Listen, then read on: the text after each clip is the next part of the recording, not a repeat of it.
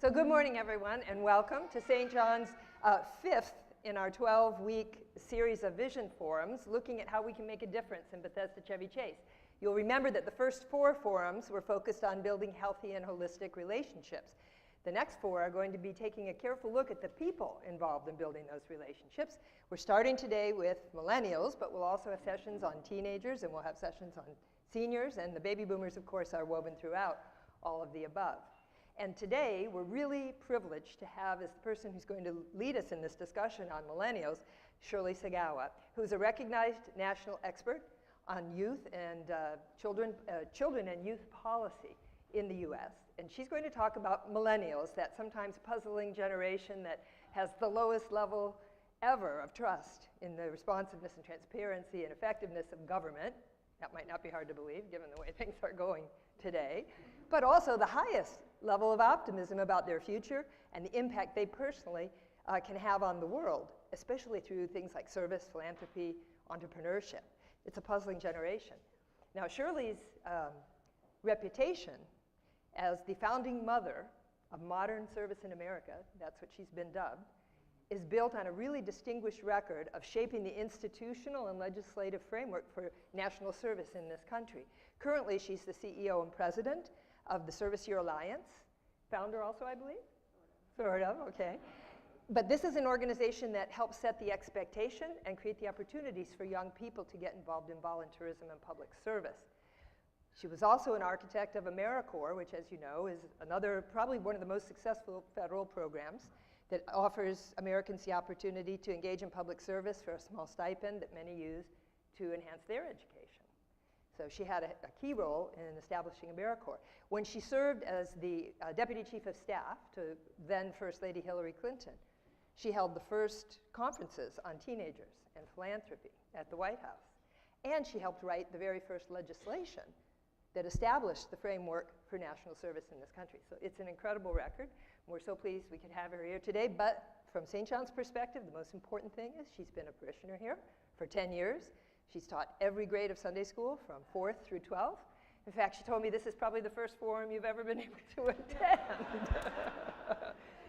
So we look forward then to hearing from her about millennials, about how their perspectives and views and values differ from those of the boomers, about their view of the world, and especially how we can connect. Well, and also there's an important point that I don't want to forget, Shirley, so we'll get into this in the discussion. There's actually 2 groups of millennials. There's the pre-9/11 and the post-9/11 millennials. And it's just beginning to emerge that these might be different groups, so we'll probe that a bit.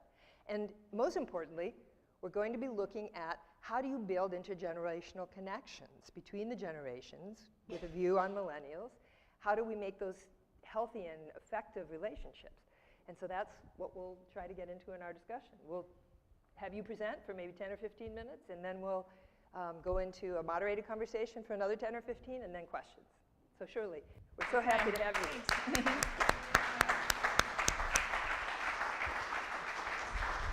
Hey, thank you. I'm so happy to be able to do this. I love talking about millennials, so when I was asked to present on this topic, I couldn't be more pleased.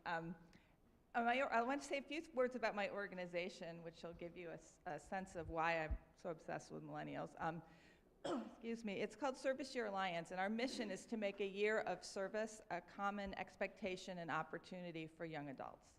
And right now, there's probably about 65,000 positions. Our goal is to get to 1 million, but we're working in increments.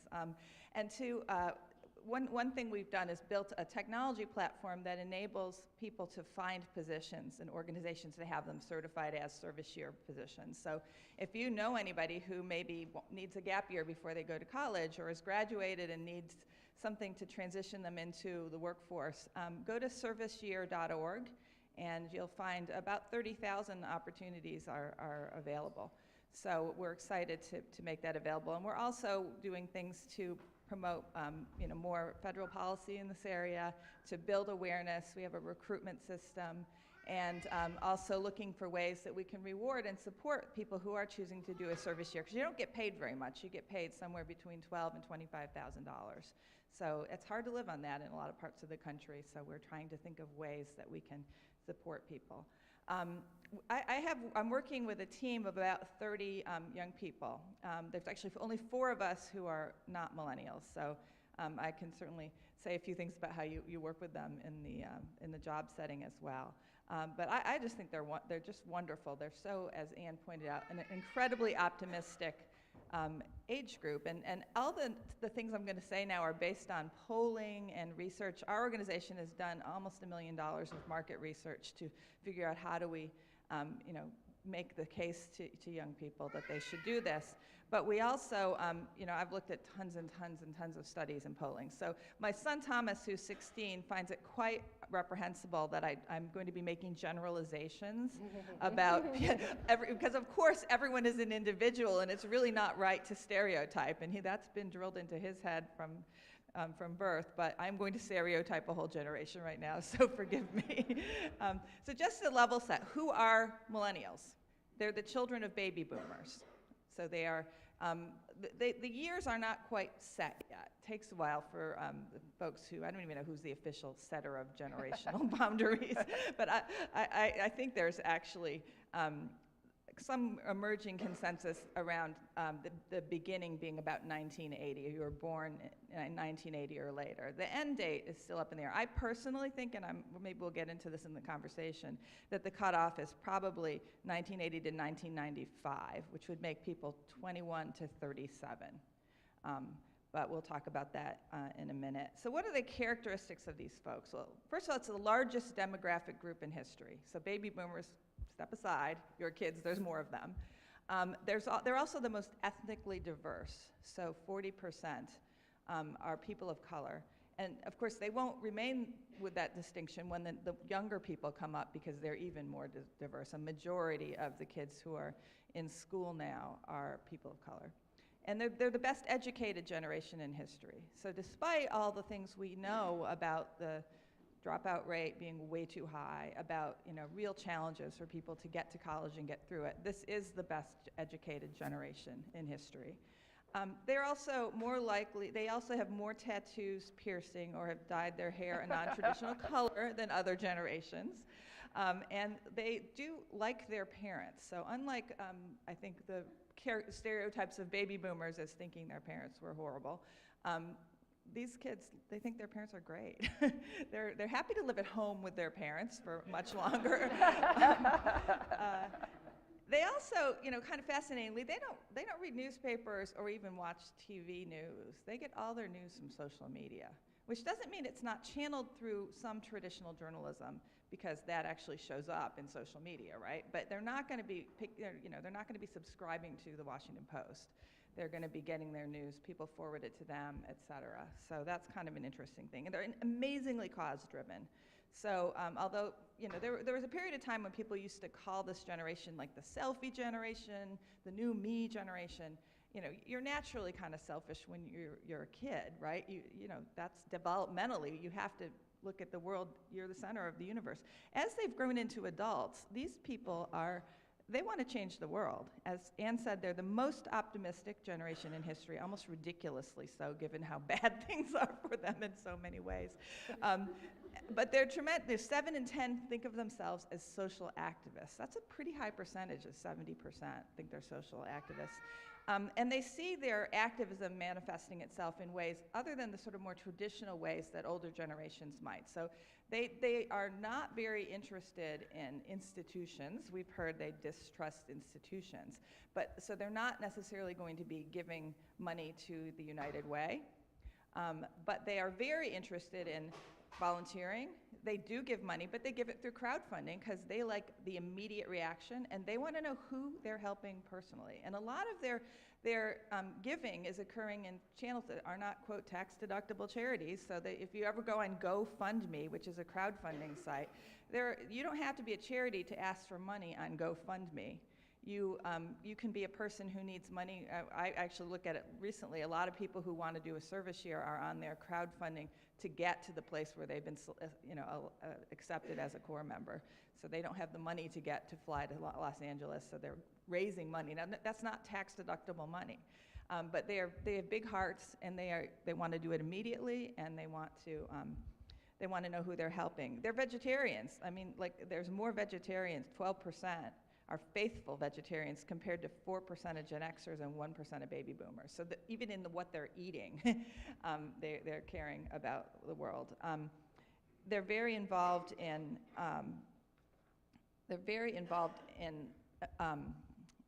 entrepreneurship, and I think that's a little bit because they've watched the technology unfold before them, and so they believe that they can do things, and the tools of being able to reach a market and contact people and are all out there in an amazing way. They're certainly using social media robustly. They are willing to take a pay cut in order to work at a company that supports a cause.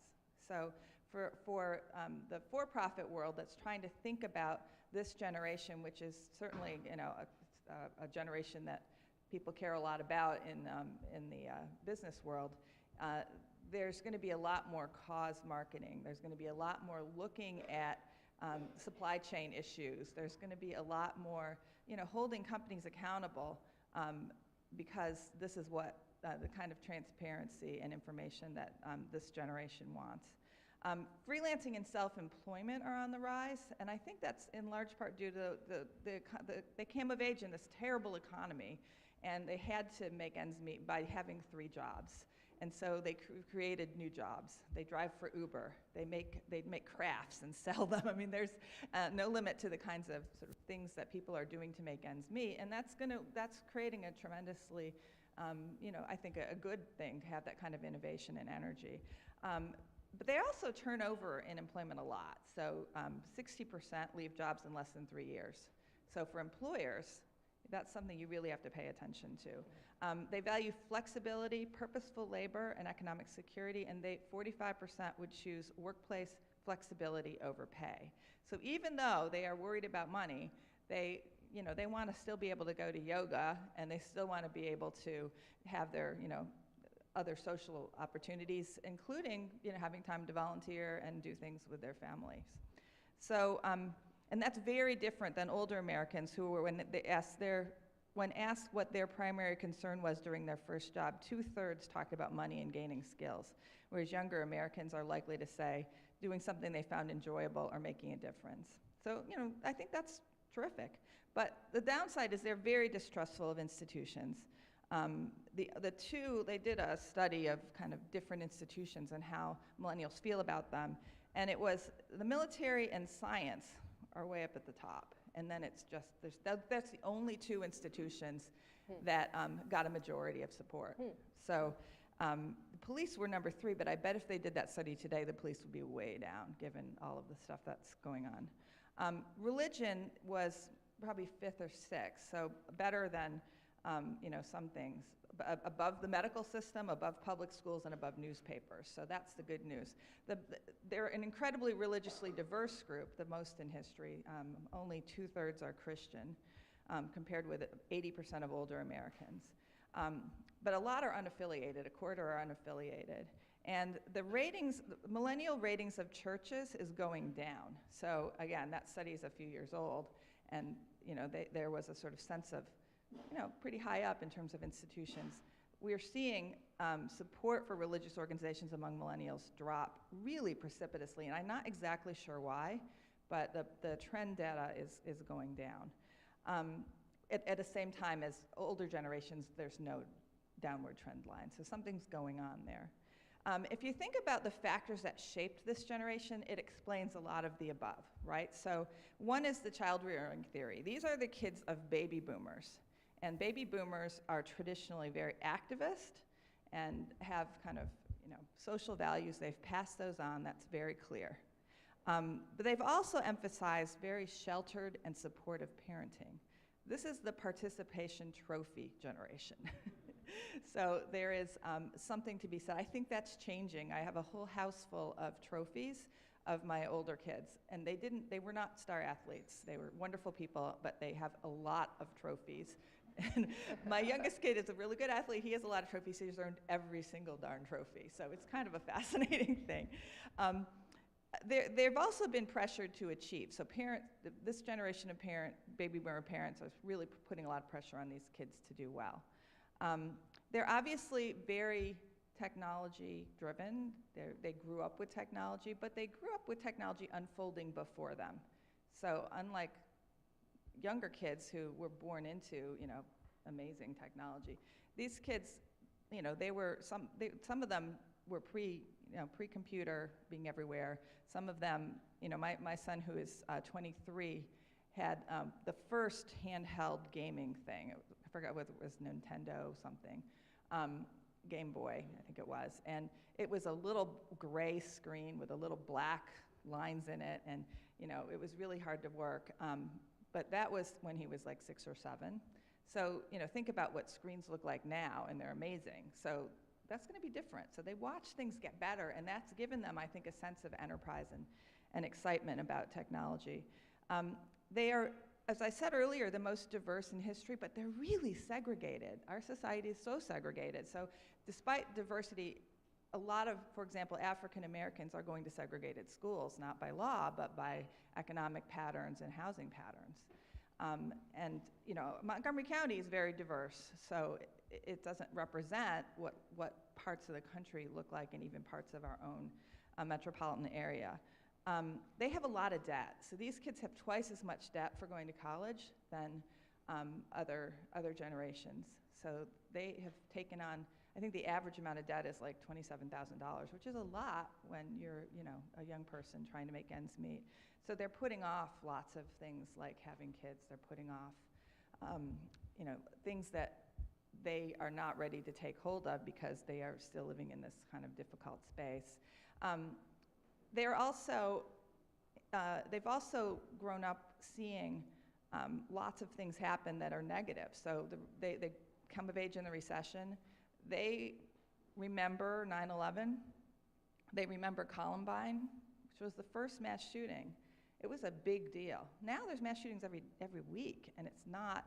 tragically, we're becoming tremendously desensitized to it. So if you think of how that would have affected if you saw that as a formative experience in your childhood or teenagerhood, that is very important. They remember Katrina, so seeing the tragedy on scale. Now we have hurricanes and terrible things, probably due to climate change. Constantly there's disasters around the world, and they also, for younger millennials, the only president they remember has been African American. So imagine what that puts into your head. It's like, that's a great thing, right? So they have a different orientation to the world than people who might have, of course all presidents need to be white men or whatever. So finally, and I'm going to wrap up here, going back to my day job, which is working to try to make a year of service a common expectation and opportunity, we've thought a lot about what does it mean to try to get young people to do this. So we think of this as a period of emerging adulthood that some of these younger millennials are in. When I was born, most people were getting married around the age of 23, and now that age has increased a lot.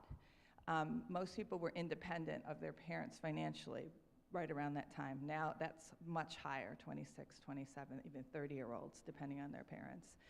So there's a new period of, I think, youth development, essentially, that's adulthood.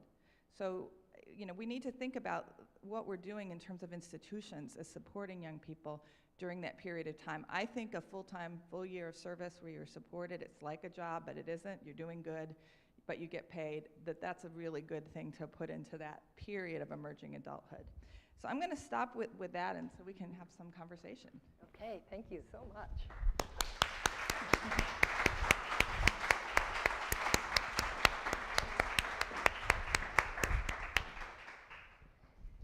So thank you so much, Shirley, thank you for a really stimulating presentation that outlined, I thought, a lot of potential in this particular generation. And in the context of the bigger picture of this forum and talking about how we can build intergenerational connections, I'd like to talk with you about how you see our ability to tap into that potential of the millennial generation. But if I may, before I do, would you just tell the audience what you told me about what inspired you to get into this line of work when you were working on the Hill as a young woman? because I thought that was really inspirational, working with Senator Kennedy. True. Yeah. So I was actually thinking back to, I'm just going to pause on that for a second, to Sari's sermon this morning on the one person who helped me. So I was in college, and I had a professor. I'd gotten a chance to come to Washington for a school supported program, and I had to get an internship, and a professor of mine didn't like the internship that I'd gotten and said, you need to be working on the Hill, and he called somebody in Senator Kennedy's office. Wow. And I got that internship, and honestly, every job in my life has flowed from that experience. So, it really is. Well, and that was when you were a junior in college. Junior I think, in college. Right? Amazing. Yeah. So, yeah. Well, we owe him a lot that we have you in this field. So. Well, I love being in this field because I created sort of a job for myself in the Senate as a chief. I think I came up with the title Chief Counsel for Youth Policy. I think I probably was the only person who ever had that title. But I really, I was working in an education office with people doing serious work of education, and I was the very junior person in the office, and I kept begging to get some issues. And so they finally said, you can do national service, because there was sort of some stuff bubbling up on it, and they knew they needed to do something. And everyone in the office thought it was a complete loser issue that was going nowhere, but no one told me that. So I worked really, really hard to try to write a bill, and I actually managed to negotiate it with Republicans on the Hill and with the Bush administration, and it was signed into law, and creating the first demonstration program for service. But I really was passionate about it because there was such a void in terms of opportunities for young people, and I was very excited to have that chance to do it. Right.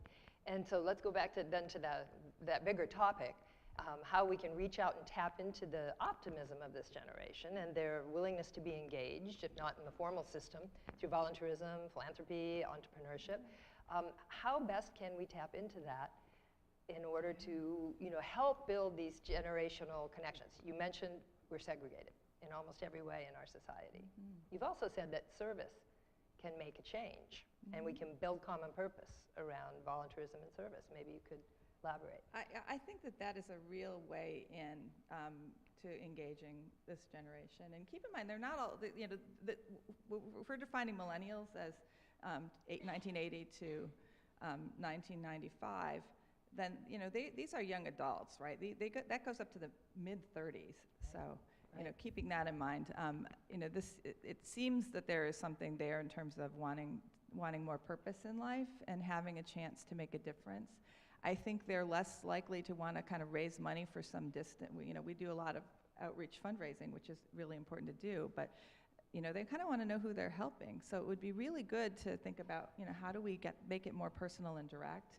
I think we should experiment with crowdfunding. I've thought about doing that for the auction this year, just because it is how people are giving. I know that folks who have never gone on a crowdfunding site probably think I'm crazy, but it's $3 billion for causes this year, and it is how they like to give in small amounts in a personal way. I think letting them do some self-determining in terms of what kind of causes and volunteer opportunities we create, it might also be a good thing, because this is a generation that likes to figure it out. So we could take advantage of that. We don't have to figure it out for them. Let them figure it out. How about the role of the church in that, in working with the millennials? Yeah, I don't really have I bet you all have a great answer for that. I think that the desire for meaning and relevance is clearly a good fit. On the other hand, if they haven't grown up in a tradition of going to church, how do you pull them in? And maybe it is through some kind of joint, service opportunities, working across different, organizations and being there together. I think that's a way to break down some barriers. You put the church, it was kind of in the middle, right, of institutions that are trusted and not. Yeah. So it seems like the door may be open. Right, and that doesn't speak to any specific church either. No, so, we don't really know. But I actually think it's interesting because I have 3 kids, so 23, 21, and 16. And the 21 and 23, they went all the way through. They did the pilgrimages here, and they really considered them. Actually, I think my oldest son really considered his participation in the church to be his most important activity outside of school. So will they come back when they come home? You know, if they were to move back to Washington, would they keep coming to this church? I think that we need to think about how do we engage with the college students who leave from, you know, they graduate and go on to wherever they go. You know, how do we keep them connected and inspire them to either, you know, come back and stay part of this parish or wherever they move to?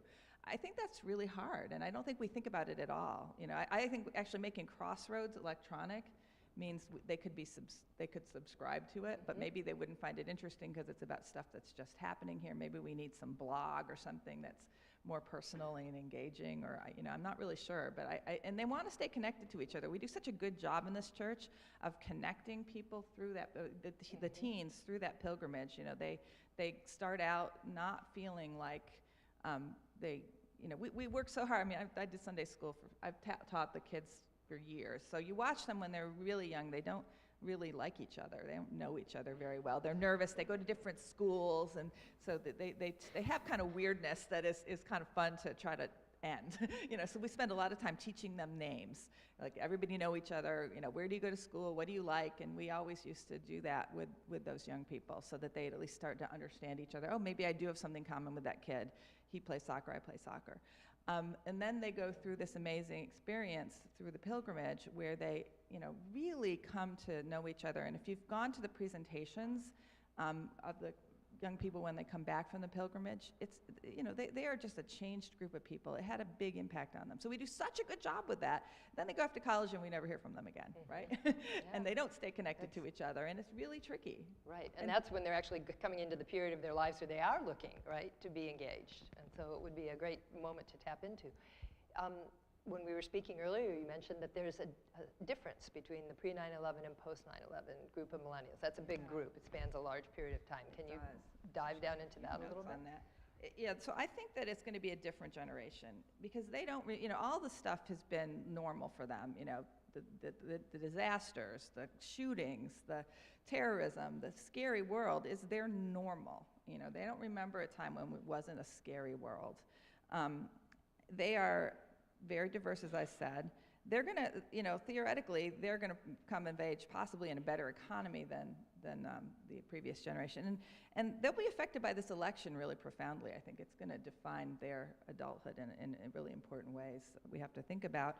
The kids now, the post-1995, the kids who we're talking about, they are the kids of Gen X, which we don't actually have on our visioning schedule, I don't think, but that's the group of people between baby boomers and millennials, and so we shouldn't diss those folks. And I consider myself sort of on the cusp because I was born in 1961, so I'm technically a baby boomer, but I don't feel baby boomer identified at all. So, you know, there's this cuspy thing going on, but I think those young people are in a different place. Like with social media, they can quantitatively tell you how popular they are because how many followers they pay attention to the ratio of followers to following on their social media accounts. Right. And they can build this. There's a young man in our community, he's got over 118,000 Vine followers. What's Vine? You're going, what's Vine? You make these little videos, and I've seen his videos. They make no sense to me, but there's 118,000 people who watch his Vine videos regularly. It's fascinating. So, you know, I think that we need to figure out for that generation, I think, a lot more things to help develop the kind of social conscience that you see among millennials. Maybe before we go to questions, I'll ask you to elaborate a little bit on the idea of service, public national service, and how that can help us get across these divides that you commented on in your remarks. So our chairman of our board is General Stanley McChrystal, and he got into this issue because, you know, he saw in the military that people come together across amazing divides, parts of the country, different races, different you know, political orientations, and that by serving together in the military, something really powerful happens. Mm-hmm. You know, they become a strong family.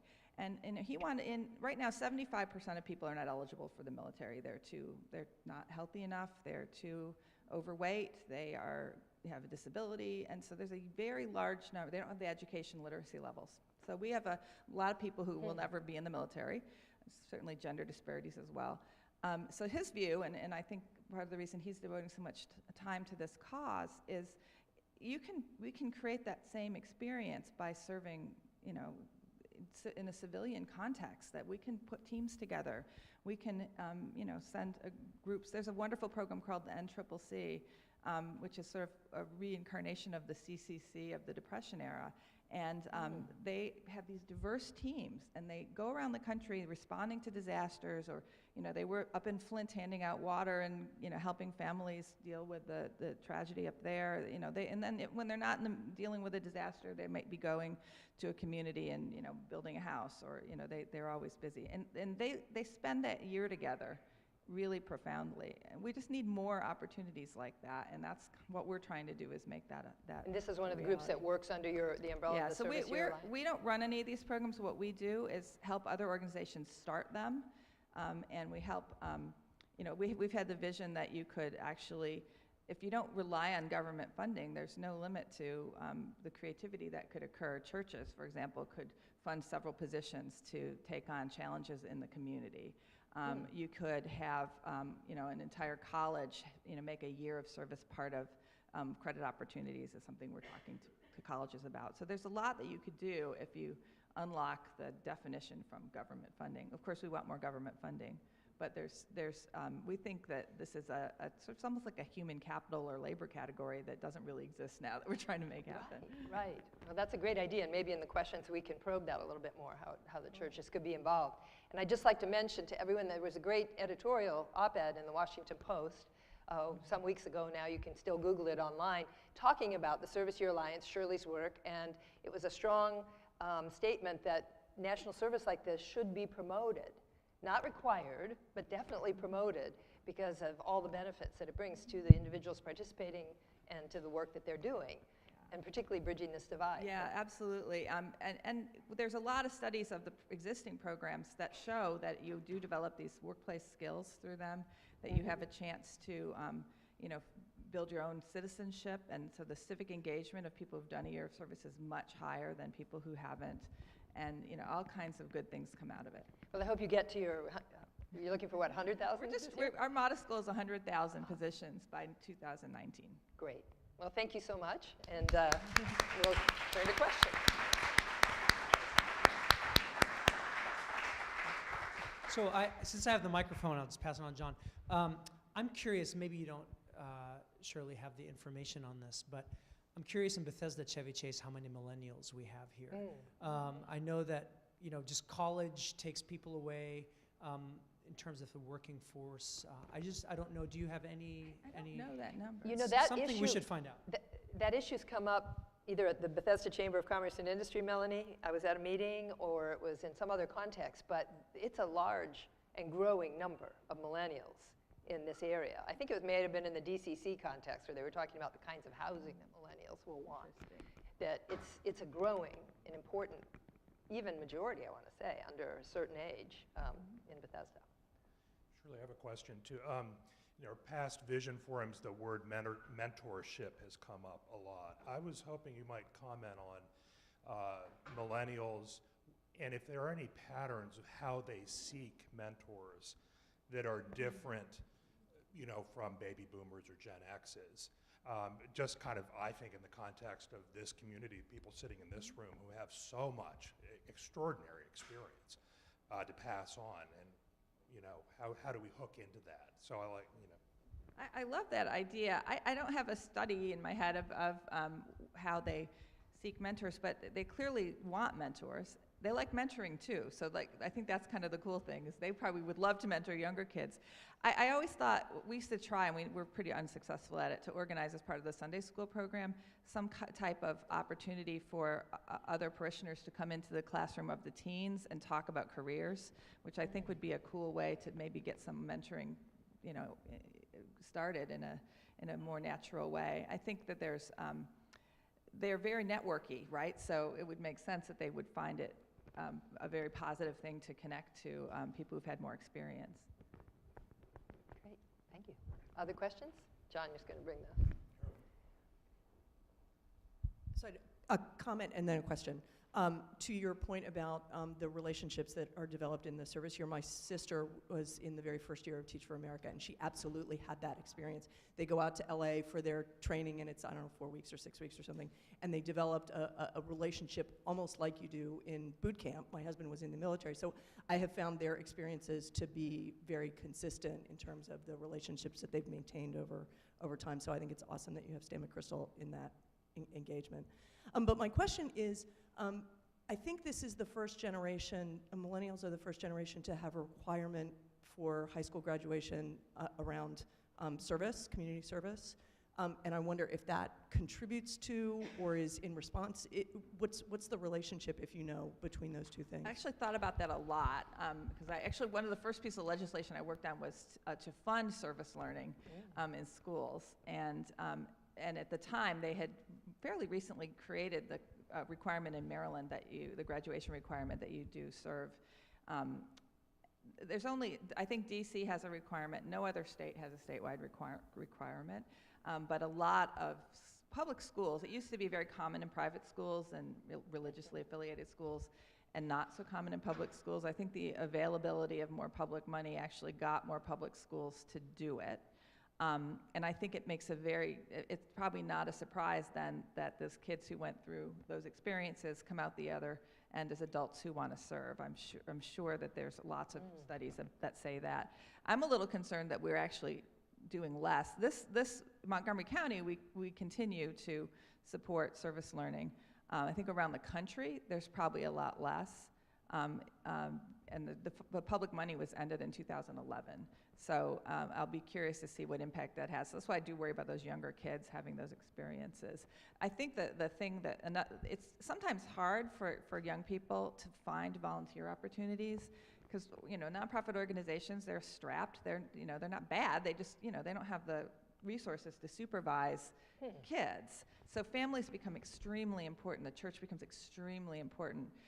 So even though you have a requirement in school to serve, a lot of the schools don't actually help you do that. And so kids are kind of left on their own, and that is something that we need to pay attention to. I think that's really a key point with the idea of tapping the millennial, desire to participate and engage. If we can have someone who can be a facilitator, opening the doors to the opportunities. It's funny because the lessons from, spending all these years looking at volunteer policy, it's very rare that you have a successful high-impact volunteer program without a coordinator and without a plan and without, you can't just walk into an organization and say, I'm here to help. You can't just make up a way to improve education if you're passionate about it. So having more ways to support that is important. It sounds like a role that we could play. I think it is. So as I'm involved with the disability movement, and one of the things we've really learned from people with disabilities is the idea of nothing about us without us. So given that context, I'm a little concerned about the fact that we're talking about millennials instead of talking with millennials. And looking around the room, I think maybe Sari falls into that demographic, and probably Becca, and that's probably about it. So I'm wondering, without meaning any disrespect to all the great information you've shared, if you have thoughts about how we could move forward in dialogue with people. That's a great point. I think that's a great idea, and we actually have a policy when we do service year stuff. We always have people who are serving and alums at the sessions to kind of inform people. I think probably once you get to the point of what do we do, I would definitely make the people who are in that generation lead figuring out of what they want to do, because it's definitely not something that we should be doing to a generation. I think this is another great point for our vision process. It really is. So thank you. Other questions? Carolyn. Sorry. God. Tying in the last few questions, the matter of mentorship. You were talking about having folks like in our age group be mentors to the younger people. How about the recent college graduates from St. John's, for starters, becoming mentors to kids here at St. John's, just sort of shifting who the mentor is. So it just ties in with the last couple of questions too. Yeah, I think they would welcome that if they come back. I mean, we tried to when we were teaching the high school kids, we tried to have some of the older kids come back and talk about what it was like to be in college, so that the kids who were in high school would have a sense of how to prepare and think about college. I think we could do something kind of more robust than that, I think that's a great idea. There are some countries that have compulsory service, usually a choice between military and social service, and I'm wondering if you have a view on the pros and cons of the compulsory service option. I do. I don't think it should be compulsory. I think that takes away one of the really important developmental benefits of serving is that you choose. It's part of your identity because you chose to do it. So it makes you special. My other view is that it's expensive. I mean, you have to pay people you can't expect people to serve for a year without giving them some money to live on and some kind of way to organize and supervise them. So if we were to do it in a mandatory sense, I don't think it would be affordable in this country because we have a lot of people. You'd have to find 4 million positions. I'm actually working on a paper on this right now. I think it's not feasible. And it would have a big displacement effect on paid workers in the economy, I think, as well.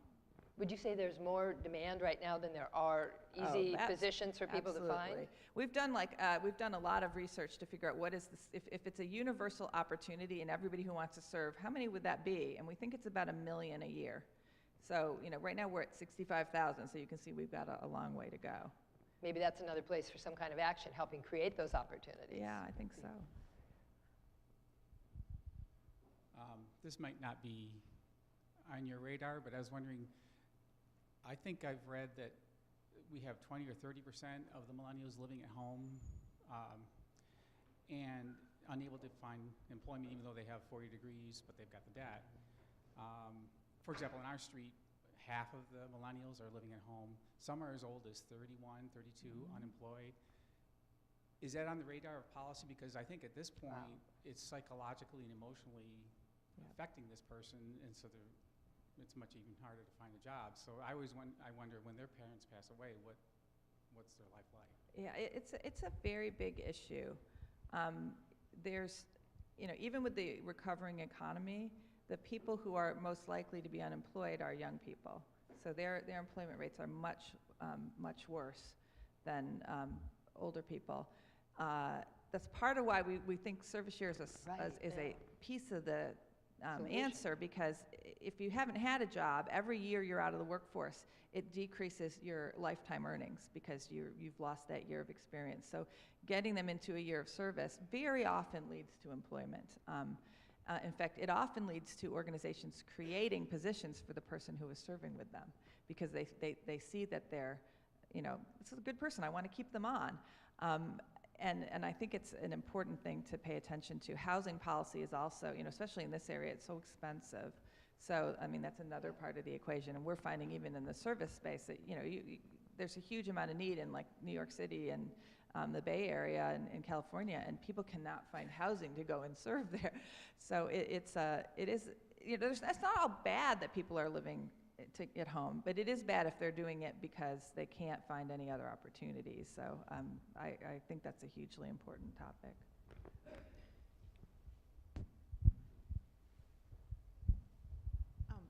I feel like one of the things, is this working? Okay, sorry. As Episcopalians, I feel like I just keep thinking about what you were talking about, the statistics and sort of the lack of trust in the church. And I'm wondering if we have people in amazing jobs in this church, and every time I find out about what someone else does, I'm always impressed. And I feel like the wealth of diversity that we have here in terms of that specific thing would not only be a way to accomplish all the goals of which we're speaking, but also I think the distrust in the church, and this is just my personal belief, I don't know if there's any, but I feel like that whole generation equates Christianity as a whole with fundamentalism. And I think one of the strengths of the Episcopal Church, I grew up in the Episcopal Church, but I've always felt part of what kept me here as a teenager and a young person was the diversity of opinion and the breadth of conversation and the ability to believe,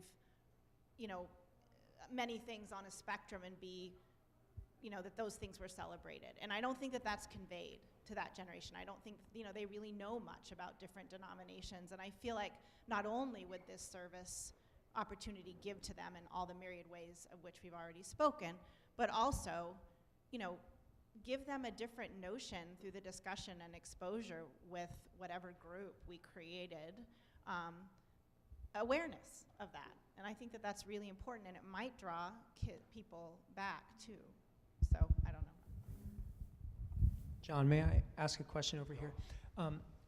This is a layered question, so let me just get through it. So you wrote a book that I really enjoyed called The American Way to Change. And it was all about how if we tap into this amazing capacity for volunteerism that we have in America, that we can really just inspire more people and get a lot done.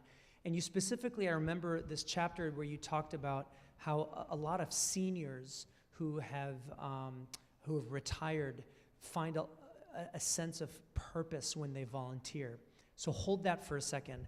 On the other side of this is, I'm curious whether millennials have a need or a desire to connect with their history. I was born in '77, so I don't know if I fall into it, but I really have this insatiable desire to know about where I come from. So I'm wondering if there is some way to connect the two of these, where you have seniors who really want to volunteer somehow, and you have younger people who want to feel connected to their history and to really understanding what is this, what's the scaffolding that led up to where we are right now, and bridge somehow the two of those, where there are official mentorship programs that are very much catered as volunteer opportunities, but there's also somehow this reverse mentorship that happens in the process. Because we have a lot of seniors who are moving into apartments in Bethesda, they're downsizing, and if it's true that we have many millennials, I just would love to think of creative ideas how St. John's can facilitate somehow, whether it's in our building or some program that meets both of those needs, the volunteerism and the desire for depth and connection. Any thoughts on that, Shirley? I think there's a question it's fascinating. I don't know that I have the specific answer. A couple things just came to mind. One is that there's a program here, and I think it's in Silver Spring and Gaithersburg as well, called Impact, where they're really about trying to just build these kind of organic connections in communities. And they did that. The first one I heard about, I think I wrote about in the book, was they knocked on doors in an apartment building, invited everybody to a dinner, and in the course of that dinner, they said, anybody thinking about jobs, go here, education here, and they had people finding jobs just because they met each other, and somebody said, wow, there's some openings in my office, et cetera. So I think it's awful hard to do one-on-one mentoring, and the perils of doing it badly are quite high. But doing group mentoring, where there's a conversation that happens in an organic way around facilitated topics, and it could be around jobs or housing or anything, could have a really interesting impact. And when I was thinking about the comments earlier about helping people find jobs, and I love what there's the Mormon Church, probably lots of issues, but one thing they do is if you're unemployed, the church community helps you find a job. You don't stay unemployed long. And they have their own kind of internal welfare system.